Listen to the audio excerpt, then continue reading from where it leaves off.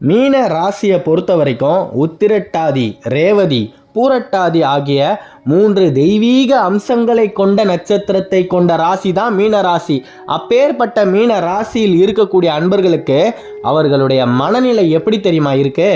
எந்த ஒரு வேலையை செஞ்சாலுமே எங்களுக்கு மட்டும் கஷ்டம் எங்கேருந்து தான் வரும்னே தெரில. இதே வேலையை இதே தொழிலை தான் என்னுடைய நண்பரும் செய்கிறாரு, என்னுடைய பக்கத்து வீட்டுக்காரரும் செய்கிறாரு. ஆனால் அவங்களுக்கு மட்டும் தனமும் பணமும் சகல சௌபாக்கியங்களும் வந்துக்கிட்டே இருக்குது, எங்களுக்கு கஷ்டங்கள் மட்டுமே தான் வந்துக்கிட்டு இருக்குது. இதுக்கு காரணம் ஒருவேளை நாங்கள் தானோ அப்படின்னு எத்தனையோ நாட்கள், ஏன் எத்தனையோ மாதங்கள்னு கூட சொல்லலாம், யாருமே இல்லாத இருட்டு அறையில் உட்காந்து நீங்கள் அழுதுட்டு இருந்த காலமும் நேரமும் ரொம்ப அதிகம். இது எனக்கு நல்லாவே தெரியும். உங்களை பொறுத்த வரைக்கும் தண்ணீருக்குள் அழுது கொண்டிருக்கின்ற மீனின் நிலைமை தான் உங்களுது. ஏன்னா நீங்கள் கஷ்டப்படுறது யாருக்குமே வெளியே காமிக்கவே மாட்டீங்க. யாருக்கிட்டையாவது காமிச்சிட்டீங்க அப்படின்னா நீங்கள் யாரை நம்பி உங்களுடைய கஷ்டத்தை சொல்கிறீங்களோ அவங்களே உங்களுக்கு எதிரியாக மாறிடுவாங்க. அவங்க இன்னமும் உங்களை பார்த்து பொறாமப்பட ஆரம்பிப்பாங்க.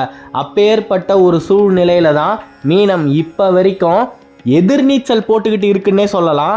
அப்பேற்பட்ட ஒரு கஷ்டமான காலத்தை வல்வினைகளை தீர்க்கக்கூடிய விநாயகர் உங்களுக்கு நிச்சயமாக தீர்த்தே தீருவார். இதில் மாற்று கருத்தே கிடையாது. விநாயகரின் அனுகிரகம் உங்கள் மேலே விழ ஆரம்பிச்சிருச்சு. செப்டம்பர் 16க்கு மேலே பல யோகமான விஷயங்கள் உங்களை தேடி வரப்போகுது.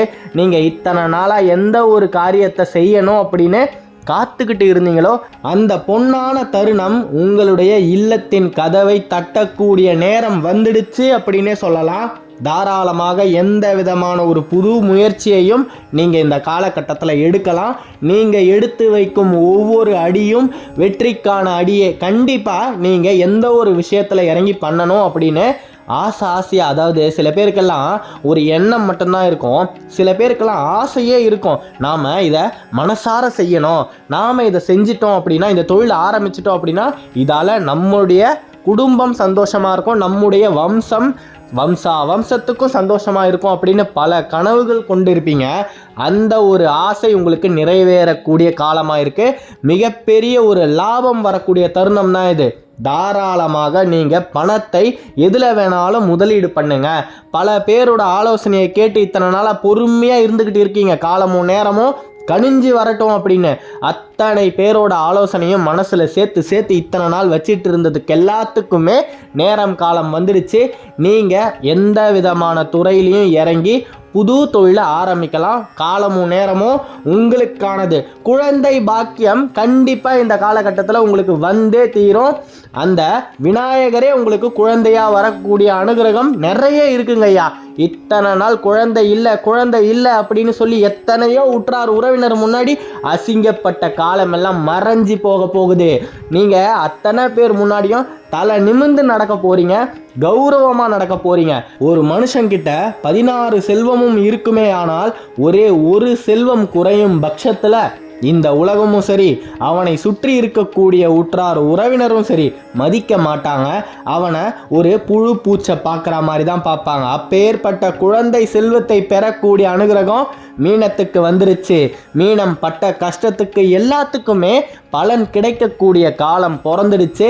மிகப்பெரிய ஒரு யோகம் உங்களை தேடி வந்தே தீரும். நிச்சயமாக இந்த ஆண்டு முடிவதற்குள் உங்களுக்கு குழந்தை பாக்கியம் உண்டாகும். இதில் மாற்று கருத்தே கிடையாது. விநாயகரை மனசில் நித்தமும் நினச்சிக்கிட்டு அந்த விநாயகரோட நாமத்தை உச்சரிச்சுக்கிட்டே இருங்க. மிகப்பெரிய ஒரு மாற்றம் உங்களின் வாழ்வில் நடந்தே தீரும். புதுசாக வேலை நிச்சயமாக கிடைக்கும். வேலையை இழந்து ரொம்ப கஷ்டப்பட்டுக்கிட்டு இருக்கக்கூடிய மீனத்தில் இருக்கக்கூடிய என்னுடைய அன்பான அன்பர்களுக்கு ஒன்று தான் சொல்லிக்கிறேன். தயவு செய்து மன உளைச்சலுக்கு மட்டும் ஆளாகாதீங்க. உங்களுக்கு ஒரு மிகப்பெரிய வேலை வாய்ப்பு காத்துக்கிட்டு இருக்கு. கண்டிப்பாக நீங்கள் எதிர்பார்த்த வாய்ப்பு உங்களை தேடி வந்தே தீரும். அது வரைக்கும் பொறுமையாக இருங்க. இறை நம்பிக்கையை மட்டும் கைவிட்டுடாதீங்க. நீங்கள் எந்த அளவுக்கு உங்களுக்கு பிடிச்ச தெய்வம், அது எந்த தெய்வமாக வேணாலும் இருந்துட்டு போட்டோம். சில பேருக்கெல்லாம் நான் குலதெய்வம் பேரை சொல்லுங்க அப்படின்னு சொல்லும் போது அவங்க என்ன பதில் அனுப்புகிறாங்க அப்படின்னா, நாங்கள் மாறிட்டோங்க ஐயா, இப்போ எங்களுக்கு குலதெய்வம் ஜீசஸ் தான், தாராளமாக கும்பிடுங்க, தப்பே கிடையாது. எந்த தெய்வத்தை வேணாலும் கும்பிடுங்க, ஆனால் அந்த தெய்வத்தை முழுசாக நம்புங்க. உங்களை அந்த கஷ்டத்திலிருந்து கண்டிப்பாக அந்த தெய்வம் மீட்டு வெளியே கொண்டு வந்தே தீரும். இது தெய்வத்துக்கே இருக்கக்கூடிய விதி, இதை யாராலையும் மாற்ற முடியாது. ஆனால் நீங்கள் முழு மனசோட அந்த தெய்வமே சரணாகதின்னு இருக்கணும். அப்படி இருந்தால் மட்டும்தான் உங்களுக்கு வரக்கூடிய கஷ்டங்களையும் சரி துன்பங்களையும் சரி உங்களுக்கு முன்னாடி உங்கள் வீட்டுக்கு முன்னாடி அந்த தெய்வம் வந்து நின்று காத்து ரட்சித்தே தீரும். நல்லா இருக்க போறீங்க, அதை முதல்ல நீங்கள் நம்புங்க, நல்லா இருப்பீங்க. இது நாள் வரைக்கும் நீங்கள் பட்ட கஷ்டம்லாம் இனிமேல் உங்களுக்கு வரவே வராது. மிகப்பெரிய ஒரு அளவுக்கு உங்களுடைய வாழ்க்கை மாறப்போகுது, புதிய பணம் வரப்போகுது, நிம்மதியாக பெருமூச்சு விட்டு அப்பாடா அப்படின்ற அளவுக்கு உங்களுடைய வாழ்க்கை மாறும். அதை உங்களாலேயே கண்கூடா பார்க்க முடியும். தயவு செய்து மீன ராசியில் இருக்கக்கூடிய பெண்கள் வெள்ளிக்கிழமை தோறும் உங்கள் இல்லத்துக்கு பக்கத்தில் இருக்கக்கூடிய ஏதாவது ஒரு விநாயகருடைய ஆலயத்துக்கு தொடர்ந்து போங்க.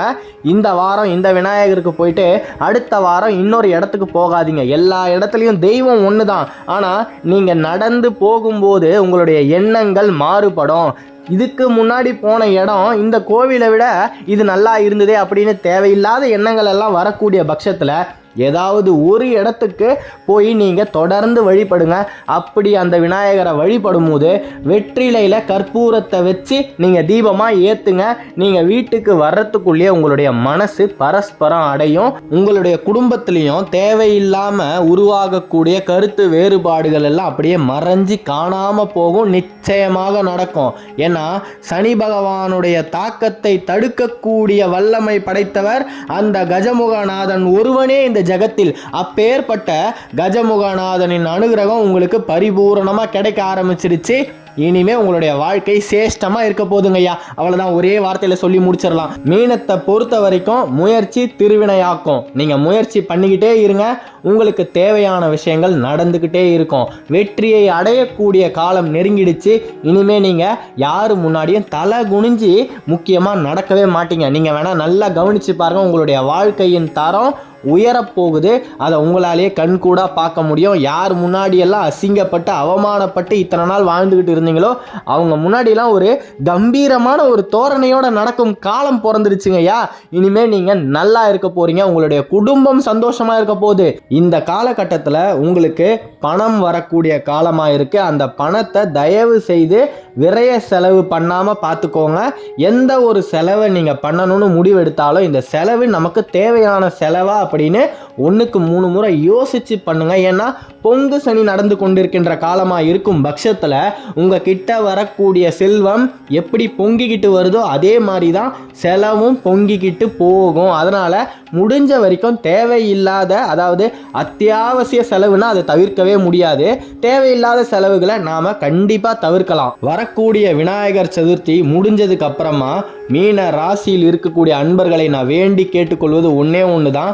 எவ்வளவு தொலை தூரத்தில் நீங்கள் இருந்தாலும் பரவாயில்ல, உங்களுடைய அலுவலகத்தில் ஒரு 2 நாள் தயவு செய்து விடுமுறை கேட்டு திருநள்ளாறு போய் அந்த சனீஸ்வர பகவானை தரிசிச்சுட்டு வாங்க. பல திருப்பங்கள் ஏற்படும். சனி பகவானின் கோபமும் குறையும், விநாயகரின் அனுகிரகமும் பரிபூரணமாக கிடைக்கும்.